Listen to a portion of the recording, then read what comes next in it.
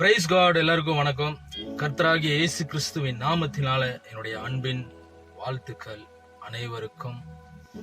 So இன்னைக்கு பாத்தீங்கன்னா பைபிள்ல இருந்து ஒரு வசனத்தை நம்ம படித்து தியானித்து அந்த விஷயத்துல தேவன் எனக்கு என்ன கற்றுக் கொடுத்தாருங்கிறது நான் உங்களுக்கு சொல்லுகிறேன். தேவன் இந்த வார்த்தையை கொண்டு உங்களை ஆசீர்வதிப்பார். ஆமென்.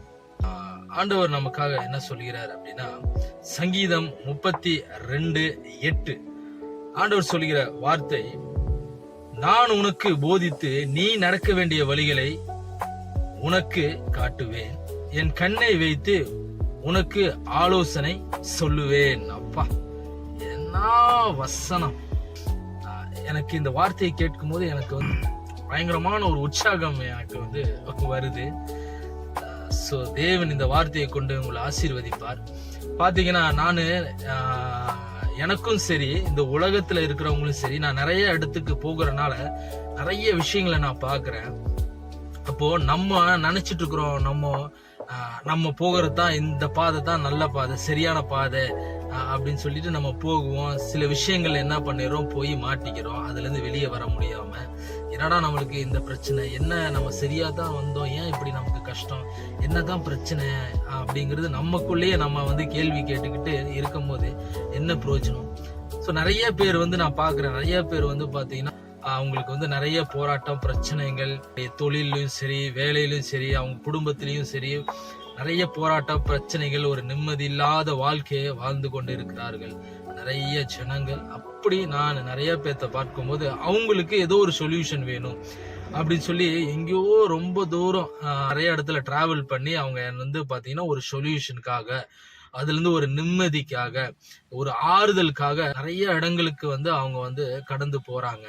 ஆனா அவங்களுக்கு எதுலயுமே பாத்தீங்கன்னா ஒரு நிம்மதி இல்லை, ஒரு சந்தோஷம் கிடையாது. திரும்பி வந்ததுக்கு அப்புறம் அவங்களுக்கு மறுபடியும் பயங்கர ஸ்ட்ரெஸ்ஸுக்குள்ள போயிடுறாங்க. அப்போ இதெல்லாம் நான் பாத்தீங்கன்னா நான் நேர்ல நான் பாக்குறேன், என் கண்களால நான் அதெல்லாம் நான் பார்த்துட்டு தான் இருக்கிறேன். நானும் இதே போலதான் நிறைய விஷயங்கள்ல பாதிச்சு எனக்கும் வழி தெரியாம என்னைக்கு நான் பாத்தீங்கன்னா தேவன் இடத்துல அவர்கிட்ட என்னுடைய வாழ்க்கையை முழுசா ஒப்படைச்சிட்டு நான் அமைதியா இருக்கும் போது தேவன் எனக்கு இந்த வார்த்தையை கொண்டுதான் ஆசீர்வதித்தார். இன்னைக்கு நான் ரொம்ப சந்தோஷமா நல்லா இருக்கிறேன். ஆண்டவருடைய சத்தத்தை கேட்டு அவரு எனக்கு என்ன இந்த நாளில வைத்திருக்கிறார், நான் எங்க போகணும், நான் என்ன செய்யணும், நான் என்ன சாப்பிடணும், நான் என்ன குடிக்கணும் அப்படிங்கிறது அவர் ஒருத்தருக்கு மட்டும்தான் தெரியும்.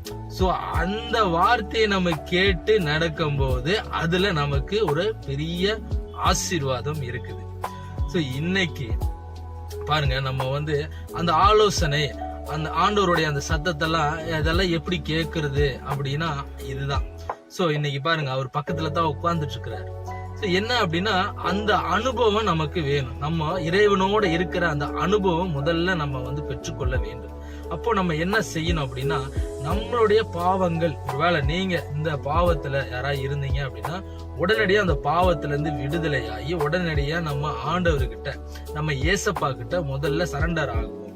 நம்மளை முழுவதுமாக தேவனிடத்துல நம்மளை ஒப்பு கொடுக்கும் போது தேவன் சொல்லுகிறபடி அவர் நம்ம வாழ்க்கையில அவர் நம்ம நடக்க வேண்டிய வழிகளை அவர் நமக்கு போதித்து அவருடைய கண்கள் வைத்து நமக்கு ஆலோசனை தினமும் சொல்லுவார்.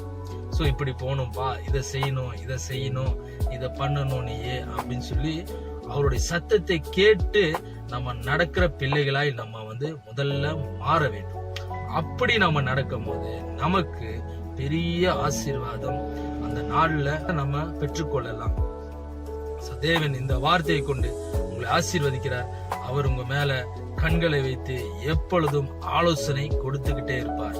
நம்ம பண்ண வேண்டியது ஒண்ணது மட்டும்தான், நம்ம முழுசா அவர்கிட்ட நம்ம கொடுத்துட்டோம் அப்படின்னா நம்ம ஃப்ரீயா ஆயிக்கலாம். நம்மளுடைய வாழ்க்கைய தேவன் எடுத்து நடக்கும் போது அதுல ஒரு ஆச்சரியம் இருக்கும், அதுல ஒரு சந்தோஷம் இருக்கும். கர்த்தர் இந்த வார்த்தையை கொண்டு உங்களை ஆசீர்வதிப்பார். God bless you. Thank you.